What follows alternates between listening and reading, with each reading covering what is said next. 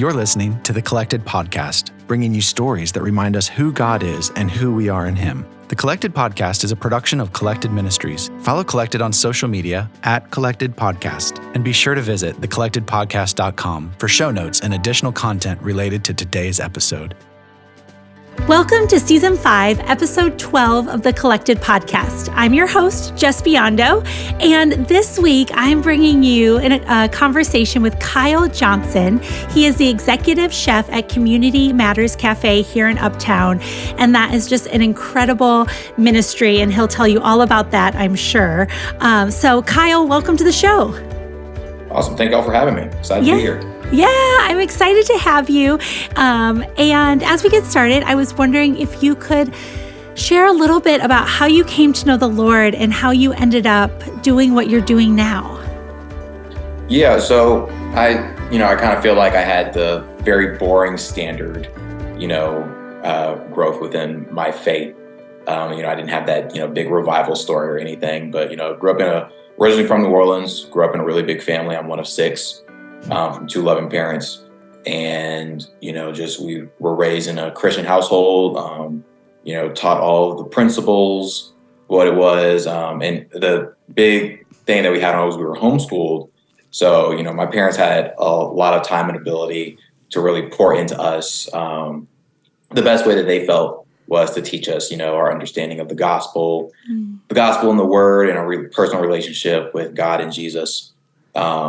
And we were able to hone in on that. Grew up just very religiously structured. So I probably read the Bible a couple of times by the time I was 14 or 15. Yes. All the way through.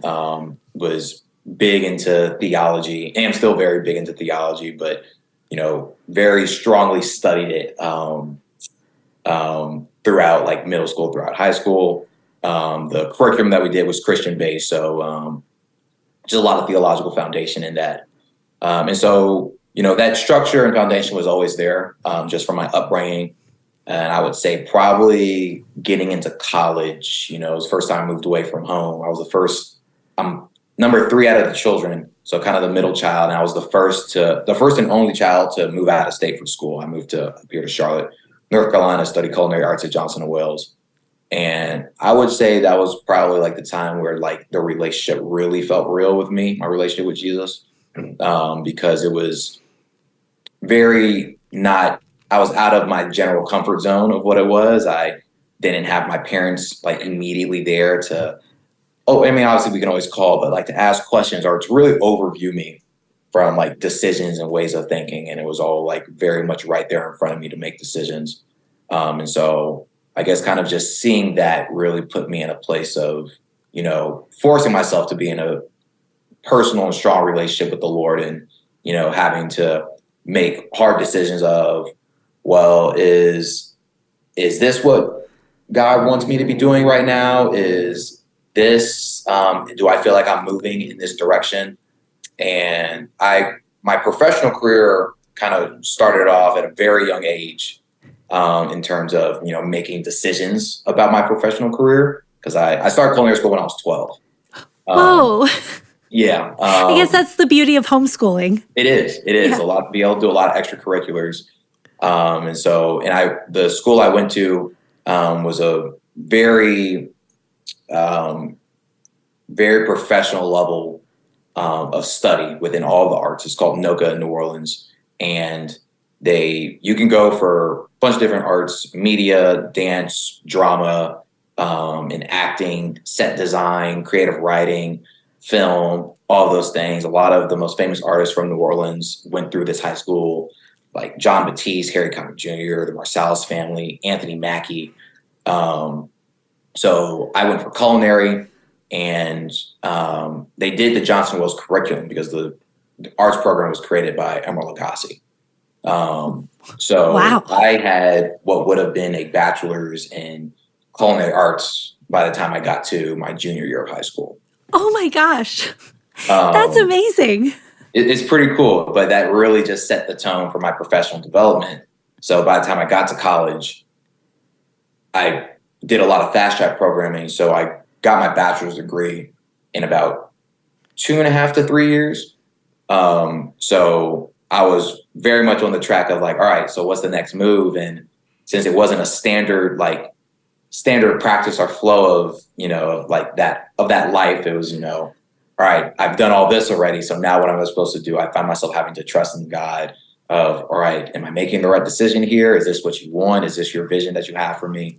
And just that kind of pressure in itself just kind of forced me in a position to, be more intentional about my relationship with God. So I'll say around like 2021 is where I was like, took my faith on a okay, this is like what my family does. And this is what I just grew up doing, but this is something that's actually real and makes a difference in my life and it makes a difference in the life of others around me. Yeah. Well, and discovering something you're so passionate about, and that is now your career at such a young age, along the way, did you ever like question this path that you're on? Or was it always like, this is it, this is what I'm doing? Maybe a little bit. When I say early on, I mean really early on. So maybe like 14 or 15. Okay. I was like, oh man, do I really want to be like cooking professionally? Because I did other stuff. So I was a pretty good baseball player. But I, had a slew of injuries over like a 3-year span, and I was doing cooking at the same time too. And so I wanted to really focus on one because, I was playing at a decent level. So if I wanted to jump to the next level, maybe looking at it for college, I needed to focus a lot of time and energy on it. Yeah. And I broke my thumb my freshman year, and then my sophomore year, I got cartilage damage in my wrist. And to rehab that and then get back up to speed on that skill level would have taken a whole lot of time. Yeah. And so I focused on culinary. And I remember the point where I wondered, like the exact point when I wondered, is this something I actually like want to do, or is there something else for me? There is a documentary called, I think I might get the first name wrong, but I think it's Hero Dreams of Sushi. Okay. It is a documentary about a master Japanese sushi chef in Japan who runs a 3 Michelin star restaurant that's literally just like a little room. And I think he fits like 10 people at a time. And he's considered the greatest sushi chef in the world. And he's like this 89-year-old man. And his whole life is just centered around the mastery of sushi, from what he eats himself, where he grows, where the rice is grown, where the fish is caught, what the fish are eating, what time he cuts the fish, what's the temperature in the room when he cuts the fish, all these things. He's the only one who's allowed to touch the fish. His son, who's been his apprentice, I think he said for like 50 or 60 years, his son won't be allowed to do what he does till he dies. Like that's the only way he'll be allowed to do it. And like, that's how long the apprenticeship is until the master dies. Wow. And so I'm very dedicated to what I do, and I'm very meticulous about what I do. I get hyper focused on things. So I took culinary so seriously. I still take it very seriously. When I was young, I took it. It was everything to me. So when I saw that documentary, I looked at that. I'm like, man, I don't think I have that level of focus or that level of desire to make it all of my life all about that. Yeah. And so it made me question, do I love culinary that much? Do I love anything that much? I remember feeling almost depressed at 15 years old, watching this documentary in my school. My teacher was showing the documentary to us in the school. And I'm like, man, I don't know if I love anything that much. And so I remember I took probably 2 or 3 weeks where every single day I would take potatoes and onions from school and I would practice my knife cuts every single day straight for 2 or 3 weeks, probably an hour every single day, to see if like I had the drive there to do it. And I did, and I was able to do it. And so I probably for 3 to 4 days a week, most weeks throughout the year between age of 13 to sophomore year of college, I would practice my knife cuts on potatoes and onions. Wow. To master the little things of consistency, knife cuts, measurements, and stuff like that. And then after a while, I came to realization, like, I don't need to be at this level of dedication and love of something to, like, I mean, this, like I said, this man's entirety of his life was just about the mastery of making sushi. Nothing else almost really mattered. Like, if you look at the way he was talking to his son, it was like his son was nothing more than an apprentice. I'm sure he loved his son, but his son was an apprentice to him. His son wasn't like, his job wasn't to make his son a good man or to make sure his son knew how to raise his children. His job was, I want to make my son a master at making sushi too. Yeah. And so I'm like, I don't need to be at that level to love what I'm doing. And I also don't need to follow the standard practice of the culinary industry of, working in fine dining and being a line cook or a commis for so many years before I become a demi chef, before I then become a sous chef, and then a chef de cuisine, and then a CDC, and then executive chef. And I'm 40, 50 years old, and I'm finally become an executive chef for something. Like, it took me a couple of years to realize that didn't have to be everybody's route to be a master or dedicated to their craft of what they were doing. But at 15, that was the one time where I'm like, man, do I really want to do I want it that bad? Yeah. Wow. And just your dedication to that, I feel like is so inspiring for anybody listening who, even if they're not trying to be a chef, which I'd imagine most of our listeners aren't, but it applies to this idea of like, God is so creative and he's given each of us these unique gifts and passions that we can use to serve him. But sometimes it requires this level of dedication. And we're in this place of like, Lord, is this right? Is this the path you have for me? Do I want to give what I know would be required to do this with excellence? Yeah. And I think there's somebody out there who is asking that question, like they feel like God is requiring something of them that feels hard, that feels beyond maybe what they have on their own that they can give.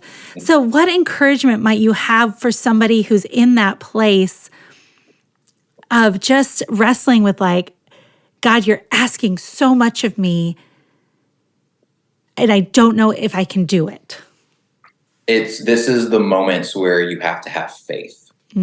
I think we look at it. I find it so funny. I remind myself this a lot of the time. I remind a lot of my employees and the students that I work with a lot of the time that, don't ask God for something if you're not prepared to deal with the things that it takes to get it.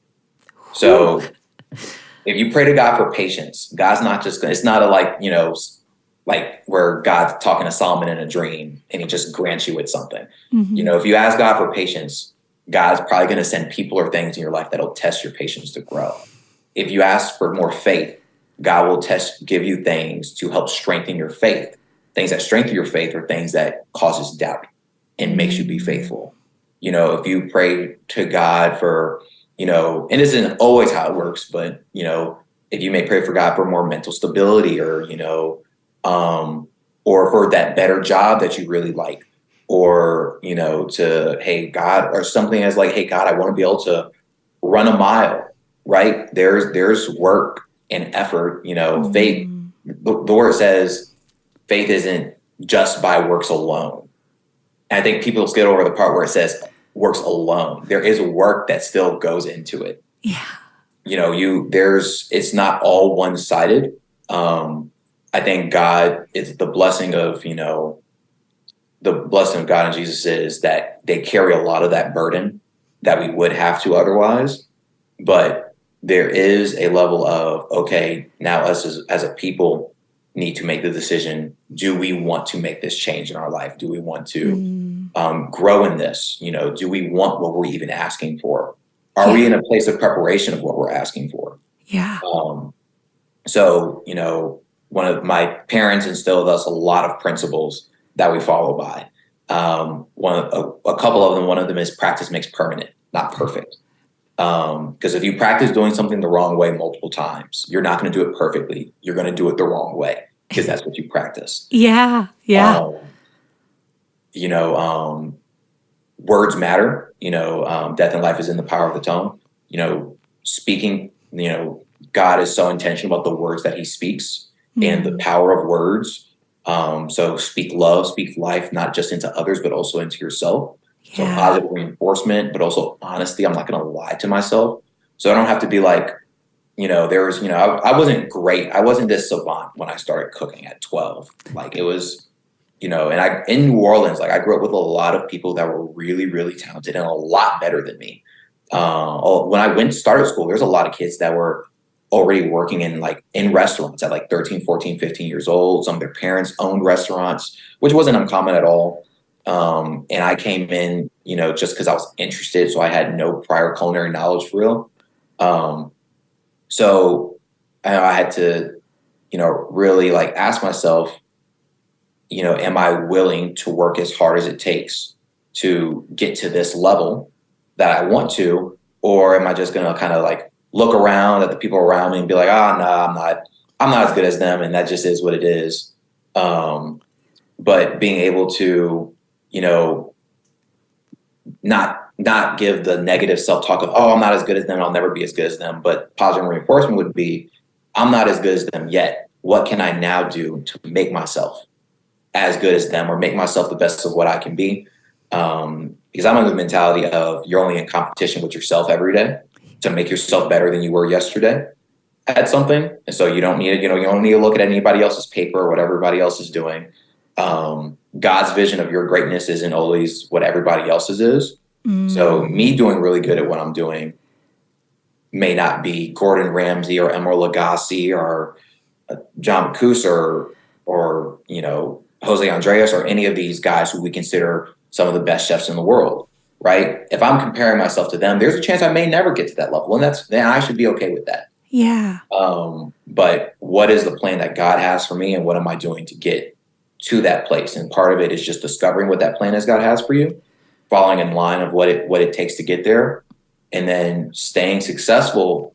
Again, success in his eyes, not the world's eyes or man's eyes, but staying successful once you get to that point. And then the most important part in my eyes is then what are you doing to help people that were behind you to make their journey easier, or not necessarily easier, but more attainable, more accessible, that may have not been there before. That is so good. And listeners, all those tips will be typed up in the show notes. So you can refer back to the blog to access all of that again if you're driving and weren't able to take notes on all that, because that's so good and so applicable to whatever challenge you're facing or whatever passion you're trying to pursue.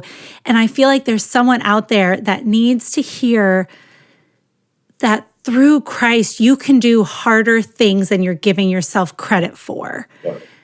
And sometimes we sell ourselves short because we just don't think we're capable, and we don't believe that God will work through us. And maybe the root of it is we really don't believe that God is fully capable. Yeah. Yet I want someone out there to hear God is more capable than we can ever imagine. And he is so good to use us in his plan when we're open to it and willing to go down a hard path with him sometimes.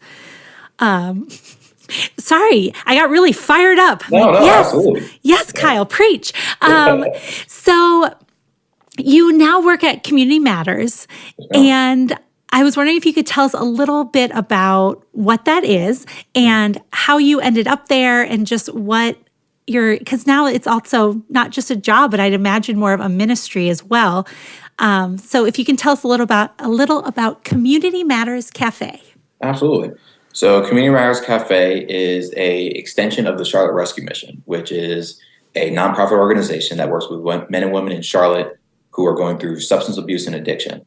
So it is a all-encompassing recovery program for men and women to become physically, mentally, emotionally, and spiritually right with their sobriety. Because it takes away all of those things addiction does. Yeah. So it's a 6-month program that houses and works with people throughout for their sobriety. It gets them connection with mental and physical health and recovery, gives them therapy, gives them counselors, physical health people to get them back right for those 6 months. And then after they finish that 6-month program, what it was is they would graduate. There was a couple of like aftercare programs where if they wanted to go back to school or go directly back into work, it could kind of like funnel them in through that. And so this company's we just celebrated they're going to get mad at me if I say this wrong, 85th. We just celebrated our 85th year of Charlotte Rescue Mission being open. Wow.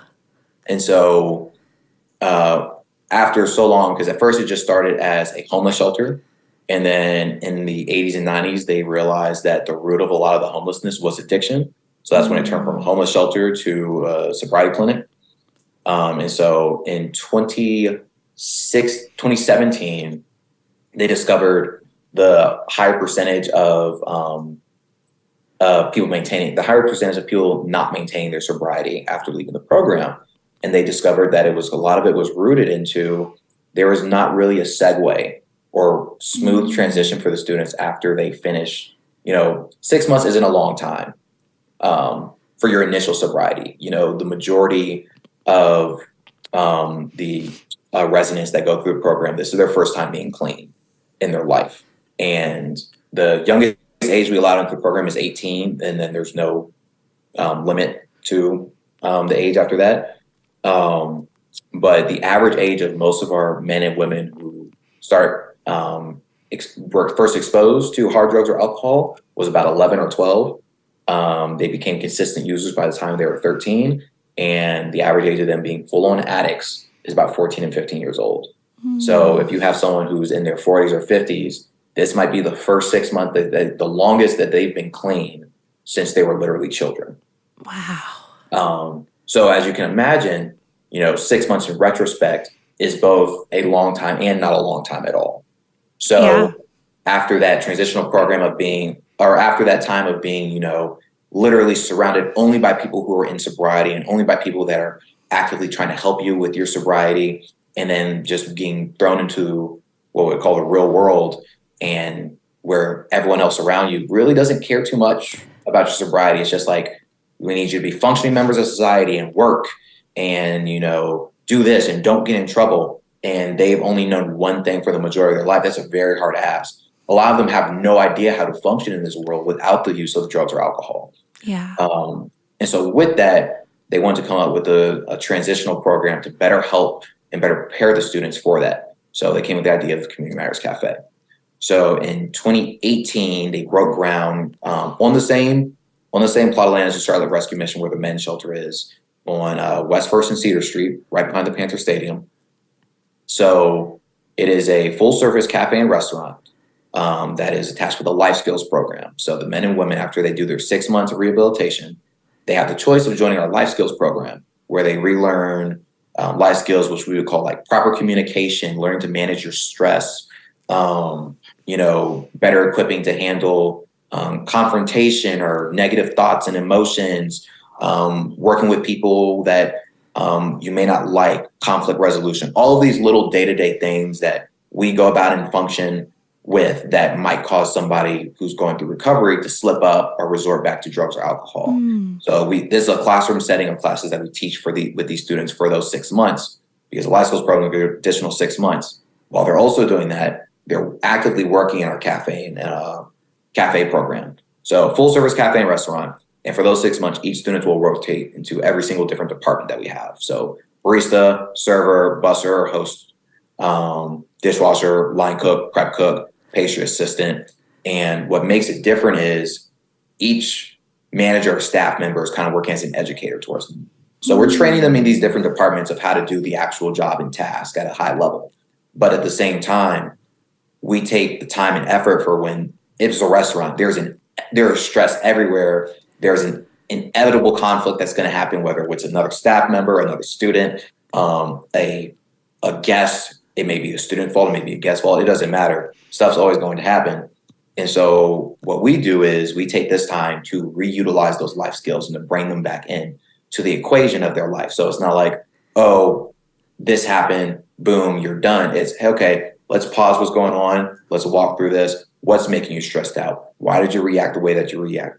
Let's go back into our steps, right? Could we have done this differently? So really focusing on their growth, their mental, spiritual, and emotional health, and seeing where these issues may lie and showing them the areas of where they can grow, and just kind of using like our professional skills and gifts within culinary and hospitality to do that, even though this thing's transition into deeper than just working within hospitality. So they do that for 6 months. While they do that, they get certification like Serve Safe, other testing within hospitality that helps qualify them for things. We're taking care of their room and board, so we're housing them. We're giving them weekly stipends. We're helping take care of medical and legal issues that they may be in. And bus fare will also just helping them grow in these areas for those 6 months. After those 6 months, we help them find aftercare living. whether it's, sobriety living, where it's basically in a regular apartment, except everyone in this apartment complex is also sober and going through sobriety. We help them if they want to go back to school. We have another school program that helps them transition into either full university or community college. We have other work programs. We want to transition them into that.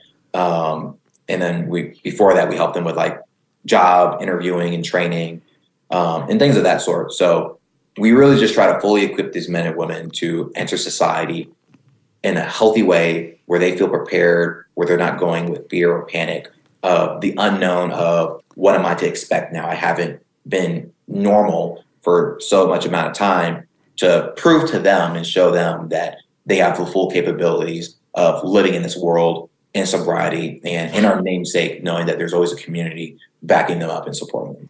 Wow. And if you are in the Charlotte area, you have to check this place out. It's so cute inside too. Like, it's an amazing space, such a good ambiance. The food is fantastic. I've been there many times. So I guess we have you to thank for that. Yeah. So if you are in Charlotte or passing through Charlotte, you have to stop. It's so wonderful. It's a great spot. So as you've been doing this and walking alongside of people, on their road to recovery and, seeing people maybe walking through some of the hardest struggles of their life. And I'm just wondering, like, what characters of God have you seen as he's also fighting for these people? And I don't know if that question makes sense, but like, as you've been working in this role and seeing God transforming people's lives through Community Matters and through the program and through the Charlotte Rescue Mission and just through his grace, what have you learned about his character? I would say, so it's funny. So I'm a huge fan of biblical stories. I think biblical stories are kind of overlooked sometimes in the actual quality of the stories that they are. So I like to draw parallels a lot into my experiences and then what I've read in the Bible. So one thing that I've kind of two characters in the Bible that I've kind of drawn as inspiration into my daily walk and like what this season of my life has brought is King David and Esther. So for King David, it's that no matter what came up, it showed even in little tasks how God prepared him for the bigger moment of things. Yeah. So, David didn't know God was preparing him to be king, but David was, herding sheep at like 10 years old. David didn't know God was preparing him to fight battles against giants, and military is much bigger than him, but David was killing lions and bears as a 13-year-old. Yeah. And on top of that, we see David in all of his glory, and God said, "I'm a man after you're a man after my own heart." Like, one of the highest praised men you could find in the Bible. And David messed up a lot. David, was a murderer. David stole a man's wife. David questionably wasn't a great father. His children did a lot of messed up things. Yeah. But amidst all that, David still had forgiveness. He still had redemption. And there was never a point where God turned his head towards David. There was repercussions for his sins. There was justice to the negative things and the bad things that David made decisions to do. But God never turned his face towards David, even in the moments where David turned his face towards God. So I look at that in both my walk and the walk with the students. Because, a lot of our students weren't always good people, right? They didn't always make good decisions. And that's all people, right? Yeah. We go through seasons and changes of life. And a lot of them feel like they're not deserving of this second, third, fourth, fifth, 10th chance that they've been given. But to be able to watch them grow in a relatively short amount of time from these, huge areas of disparity from like, I was once here, we had one student, because one of our current students I was talking to, who was telling me just how happy he was to be here, because he said a year ago he was sleeping in a trash can. Wow. And now, like he says, and he's talked to his daughter for the first time in years. Like she was willing to have a relationship with him. And, you know, that he has a stable job and he's enjoying life. Right. He says he never would have thought he would have made it to this point from the decisions that he's made in his past. And then me personally, I really have probably my favorite biblical story is the story of Esther, which I like. I wish people understood how awesome just Esther was as a person and how strong of a character that she was. Like, you know, I think when we look at David, we look at Samson, Elijah is like, you know, John the Baptist is like, you know, these, you know, strong characters and warriors and this and that. Like David was one poor girl, an orphan, who literally was holding, you know, the safety of the entire nation of Israel in her hand. And I love Esther. Right? Yeah, she's one of my favorites. One of my favorite Bible characters. She never shied away from the moment because she did two things. She listened and she never reacted out of fear. So I always try to draw that into my life. Am I listening to, like she always listened to her uncle, or I guess really her cousin, and like listened to his sage advice, was prepared for the moment, never reacted, you know, out of fear. One of the principles that my parents taught me was in moments of stress, fear, or anxiety, you will not do what you want to do. You'll do what you know how to do. Ooh. So, because generally you just react in moments of fear, stress, or anxiety, right? So if I use this example, so I've never been in a fight before. If suddenly the situation comes up for me to fight, I'm not going to turn to Bruce Lee. I'm going to do what I know how to do, which is A, run, or B, get beat up. Or start chopping potatoes. Or chop potatoes. And it goes back to the other principle of practice makes permanent, right? Like Esther practiced a lot of those things. She practiced on listening and being obedient. She was knowledgeable, you know, when the king's men took her and they put all the women through the training processes and stuff. It was basically school. She was a top student in her knowledge of history and reading and art, and politics. And that showed in those moments. She knew how to, you know, expose, what was his name?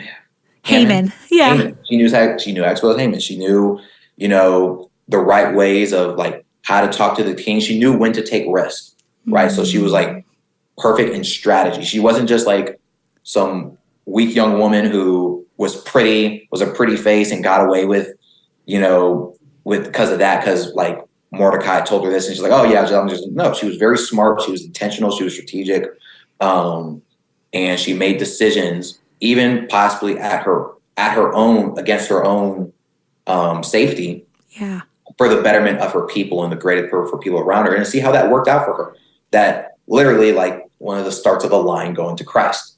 And I try to run that parallel through my life, especially within the cafe of, you know, being humble. Like, am I listening to what's going on around me, both positive and negative? And how am I reacting to those things? Like, am I just running through life aimlessly right now? Or am I being intentional in the decisions that I'm making, in what I'm doing, how that affects people, especially when it comes to this? Because how I talk to somebody, you know, everybody has to make their own decision, but how I talk to somebody at my cafe can be a deciding factor of their sobriety sometimes, which goes into their livelihood. Yeah. So if I'm coming in because I'm angry or upset about something and I decide to take that out on one of my students because they frustrated me, then that's, you know, I'm conscious I'm now making a decision that's affecting somebody else's life because I decide to think of myself in that moment. So I like to draw into that and just, you know, use that as kind of motivation each day too, that I'm always doing something for a bigger picture. Like Esther, like I said, Esther didn't know that she was put to save all of the Jewish nation. Yeah. She didn't know that she was about to she was like the line, like her survival was going into the line of, you know, lineage to Christ. She didn't know any of those things. Yeah. But And by the time she died, she didn't know those things. Right. Yeah. But things always fold into a bigger picture. And God is always at work behind the scenes. One thing I learned about the book of Esther is it's the only book in the Bible that never actually says the name of God. And yet his fingerprints are all over it. But like no names of God are used. God is never mentioned. Never knew that. But I mean, he is behind the scenes on every little thing. And so sometimes in our lives, like we feel like, God, where are you? And he's just whispering, I'm here. I'm behind the scenes. I've got this. So we are almost out of time, but I want to ask you 2 more questions. One, what is a blue skies dream? Or what does that mean? And as we were emailing, you mentioned a blue skies dream for your life and career. What is that? What is that? A blue skies dream is basically like a pipe dream, or like best case scenario, like, what would you want in life? Like, what would you want to happen? Like, nothing holding you back. What is your like perfect dream scenario of your life or your career, whatever it may be? Yeah. Oh, I like that. Yeah. Okay. So what is yours? My blue skies dreams right now, because it's changed multiple times, is I want to eventually be able to, I want to open a school. Because the culinary school I went to just played such a huge effect in my life that I want to open a school, like a training center for young boys and girls who are either in impoverished areas or in neighborhoods where they wouldn't have the access otherwise to make like choices of their dreams or to see other goals that they might have. So I want to kind of create like similar to the cafe, like a life skills training center for young boys and girls. Specific towards culinary, that's what I'm thinking right now, because that's what my talent is in, to expose them to all of these different avenues of hospitality and culinary that they can enter into. Because I think a big problem that we have in a lot of areas, especially like poor neighborhoods, is a lack of access and exposure to opportunities that are out there for people. Yeah. Because what can you dream of if you don't know it's capable to be dreamt? Right. So, just like the different avenues of food that you have. I mean, you can not just be a chef, but you can be a food writer and a food blogger. You can be a food photographer. You can be a traveler, food media. There's a slew, a critic, whatever. There's so many things. I want to just be able to expose that and be able to grant that ability for young boys and girls to be able to have. That is amazing. Well, I see you excelling at that and God just using you in powerful ways to change the lives of so many kids. So my last question is very vague, but what did I miss, or what final thoughts do you want to leave us with today? Maybe a final word of encouragement or challenge for our listeners. Yeah, I would say, words of encouragement is even in the worst times or the worst days, and when you are like waking up in the morning just dreading, always look back and think of the other worst days you've been through and realize that you survived that. God was with you every step of the way there. He hasn't left yet. Just because tough times are still there, he hasn't left. But try to find the joy in things. One way that I love looking at it is I'm a big fan of anime and cartoons. I'm a nerd at heart. And there's a production company called Studio Ghibli that produces like anime movies and shows and whatnot. But the focus of them is just everyday things. And just he makes them look beautiful. Like a whole show, you may just like be a mom, like cooking in her kitchen or gardening, and it's mundane, but it's like the colors are beautiful and, the sounds are just like, what's the word? I can't figure out the word it is, but just like artistically gratifying to see and hear. Yeah. And, people love, they're world renowned, but the biggest thing is like, you can live in a Studio Ghibli movie, just like love the everyday things that you're doing. Like wake up in the morning and you see the sunshine. That's beautiful, right? Yeah. You look for the small, beautiful things in life that's going on around you every single day and find joy in those little things, and everything else just kind of starts to like draw together. I love that. That's perfect. Thank you so much, Kyle. You're very welcome. Thank y'all for having me.